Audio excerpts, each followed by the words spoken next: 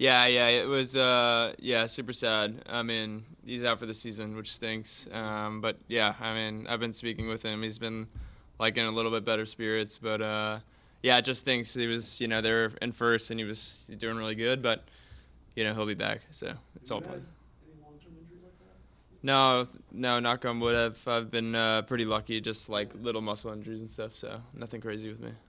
What have some of the lessons taught or put towards you guys this week in terms of maintaining leads? Because it's been an issue for a couple weeks in Columbus and then obviously against Orlando. What are some of the things maybe that need to tighten up? Or maybe the mentality needs to change a little bit with the league? Yeah.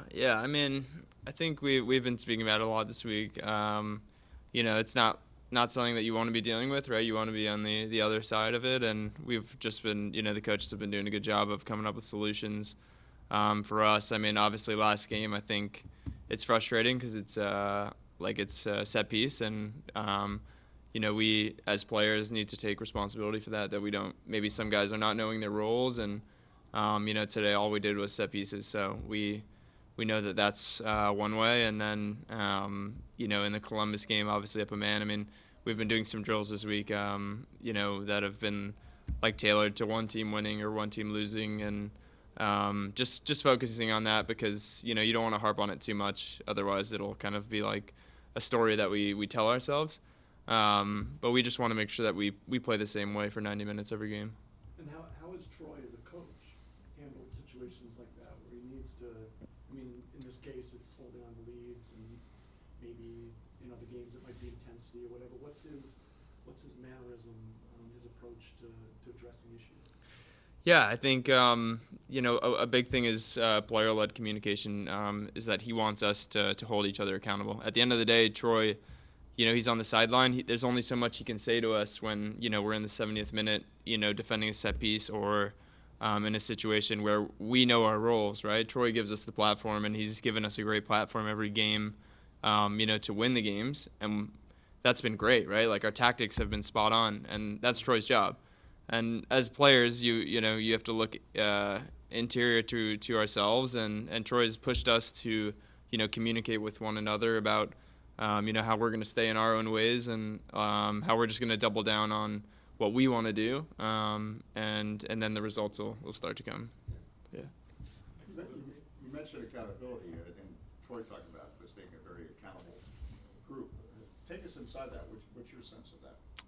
Yeah, I mean, there's very strong leadership on this team. I think, coming in here, I was unsure. Like coming to DC, I didn't, obviously the team has been struggling a little bit recently, and I wasn't sure like what the leadership would be. But since I've gotten here, you can just tell that with older players, with management, with Troy, with Allie, like we want to change the club. We want to hold all of each other accountable and also raise our standard from what the club's been. And I think you can see that, right? Like we are a very good team this year. We should be winning all these games, and now we're starting to learn other things about ourselves. Oh, okay, we have to push ourselves even to a higher standard, right? And yeah, like obviously with Christian and Maddie and Russ and Steve and guys who have been here, learning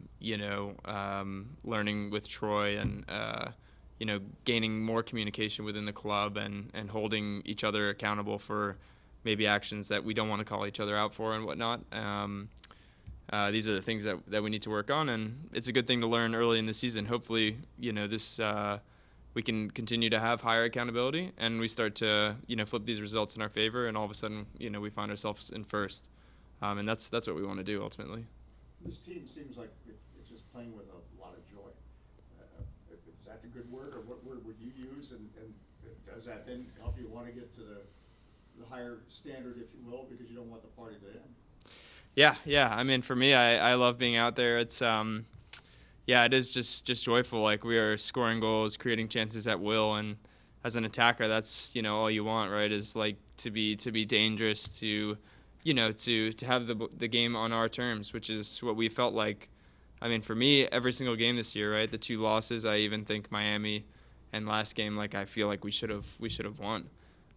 So to have that is invigorating, right? It makes you hungry for more and excited to play. And yeah, like for me, playing with Christian up top and having someone to play off of is awesome. Like I look to every game day and I'm excited. I'm not nervous. I'm not thinking about anything apart from, oh wow, we're gonna go win this game. And so for me, it's just just exciting. Something I want more of. Your smile is say it all as Yeah. you're answering that. Yeah, for sure. We'll take some from Zoom now, Matt. We'll go to Byron Kerr.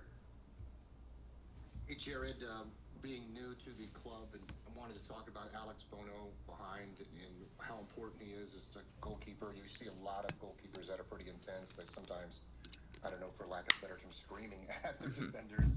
Very, very focused. But I don't know, from my standpoint of watching Alex for just a couple of years, he seems like calm, cool, and collected. And can you talk about his way of playing soccer behind you guys and getting the ball to you? Yeah.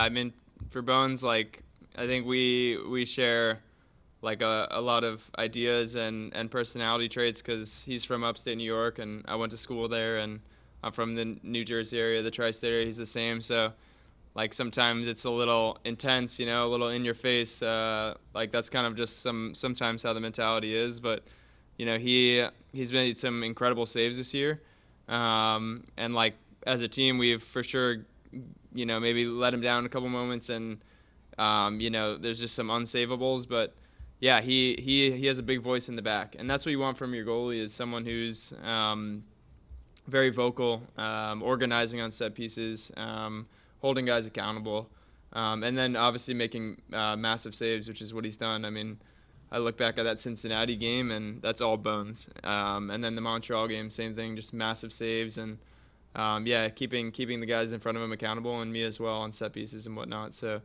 it's been a pleasure. When you see that many yellow cards called in a match, Jared, is that a focus for you guys, or are you saying, hey, that's a one-off, that was the heat of the moment, or is it something that concerns you when you see that many calls by the officials? No, I mean, I think for me personally, I don't like this. This is not something that like I want to be focused on. It's if the ref is for me is not something that I want to complain about or even think about, right? Because it's not really controllable.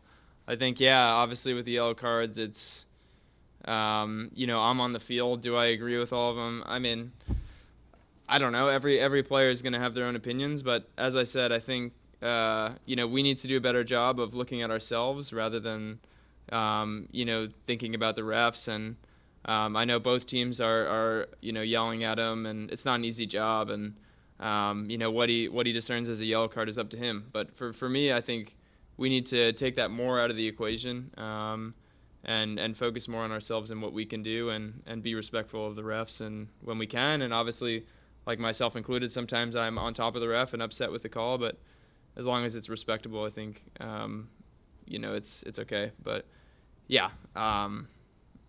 it's for me, it's an uncontrollable. Thank you. That's all.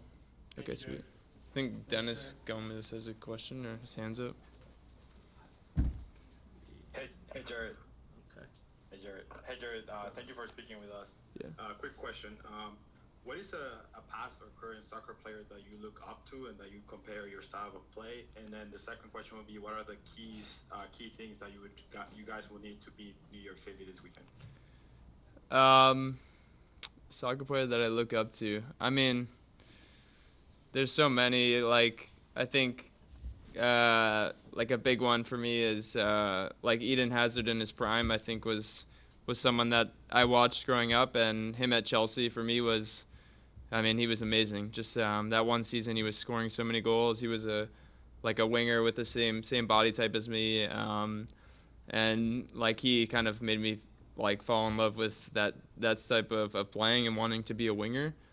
And then to play NYCFC this weekend is, it's exciting. For me personally, my whole family's from there, so I have like 25, 30 people coming.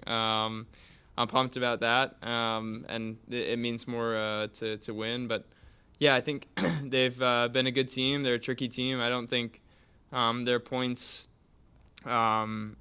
speak for how good of a team they are and what they've done this season. And you know, at the end of the day, we need to look at ourselves. And this week we've focused more on ourselves than the opponent. But we know they're a good team and they're very good on that baseball field. So we need to be ready for that and the different elements that go into the game. Thank you. Sweet. Thank you. So Jared, thank Good. you so much. Awesome.